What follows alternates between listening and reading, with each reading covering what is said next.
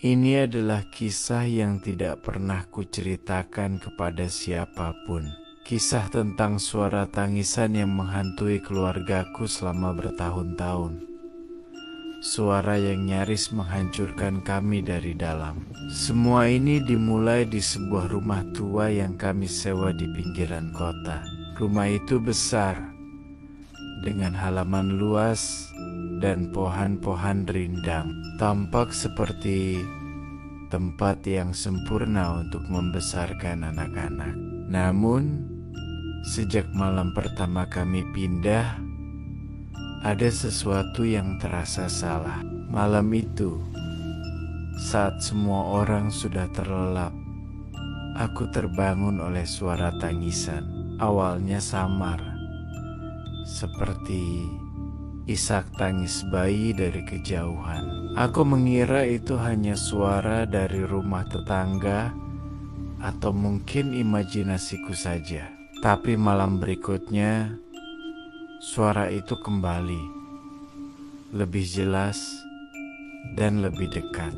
Kali ini, aku yakin suara itu berasal dari dalam rumah kami. Suaranya terdengar sangat pilu, penuh kesedihan yang mendalam.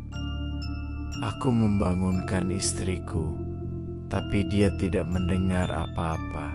Dia bilang, aku terlalu lelah karena proses pindahan.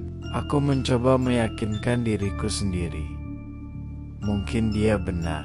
Hari-hari berlalu, dan suara tangisan itu menjadi bagian dari rutinitas malamku. Selalu muncul di jam yang sama, sekitar pukul 2 pagi. Aku mulai menjelajahi rumah setiap malam, mencari sumber suara itu. Aku memeriksa kamar anak-anak, ruang tamu, bahkan gudang di bawah tanah, tapi tidak menemukan apa-apa. Suara itu seolah ada di mana-mana, namun juga tidak di mana-mana. Istriku mulai khawatir melihatku yang semakin pucat dan kurang tidur. Dia masih tidak percaya, menganggapku terlalu stres. Ketegangan di rumah kami mulai terasa. Aku menjadi mudah marah dan paranoid. Aku melarang anak-anak bermain di beberapa area rumah yang kurasa menjadi sumber suara. Istriku menganggapku berlebihan. Pertengkaran kami menjadi semakin sering, dan rumah yang seharusnya menjadi surga kini terasa seperti neraka. Suara tangisan itu bukan hanya menggangguku, tapi juga mulai merusak hubungan keluargaku. Aku merasa sendirian dalam ketakutan ini. Suatu malam, saat pertengkaran kami memuncak, suara tangisan itu tiba-tiba terdengar begitu keras, begitu nyata, hingga istriku pun mendengarnya. Wajahnya langsung pucat pasi. Dia menatapku dengan mata terbelalak, penuh ketakutan dan penyesalan. "Kamu benar," bisiknya.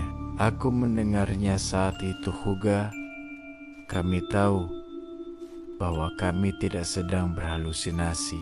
Ada sesuatu yang nyata di rumah ini, sesuatu yang sangat sedih dan menderita. Kami memutuskan untuk mencari tahu sejarah rumah ini. Setelah bertanya kepada beberapa tetangga lama, kami menemukan sebuah cerita tragis. Bertahun-tahun yang lalu, sebuah keluarga muda pernah tinggal di rumah ini. Mereka memiliki seorang bayi perempuan yang meninggal secara mendadak karena sakit. Sang ibu, yang diliputi duka mendalam, tidak pernah bisa pulih. Dia terus menangis setiap malam, meratapi kehilangan anaknya, sampai akhirnya dia sendiri meninggal dunia karena kesedihan. Mendengar cerita itu, bulu kuduku berdiri. Kami sadar Suara tangisan yang kami dengar adalah gema kesedihan abadi dari sang ibu. Arwahnya masih terperangkap di rumah ini, terus-menerus mengulang penderitaannya. Ketakutan kami perlahan berubah menjadi rasa iba. Dia bukan hantu yang ingin menyakiti, tapi jiwa yang tersesat dalam duka. Kami tidak tahu harus berbuat apa. Pindah rumah adalah pilihan yang paling mudah, tapi kami merasa ada tanggung jawab untuk menolongnya. Kami memanggil seorang pemuka agama untuk mendoakan rumah dan arwah tersebut. Malam itu, kami sekeluarga berkumpul, ikut berdoa dengan tulus, berharap agar jiwa yang menderita itu bisa menemukan kedamaian dan melanjutkan perjalanannya. Suasana rumah terasa berbeda, lebih tenang dan damai. Malam itu, untuk pertama kalinya setelah sekian lama, aku bisa tidur nyenyak. Tidak ada lagi suara tangisan. Malam-malam berikutnya pun sama. Suara pilu itu telah lenyap, digantikan oleh keheningan yang menenangkan. Kami tidak pernah tahu pasti apakah doa kami berhasil atau arwah itu akhirnya menemukan kedamaian. Tapi yang jelas, teror di rumah kami telah berakhir. Kejadian ini mengubah kami selamanya. Kami belajar bahwa tidak semua yang menakutkan itu jahat.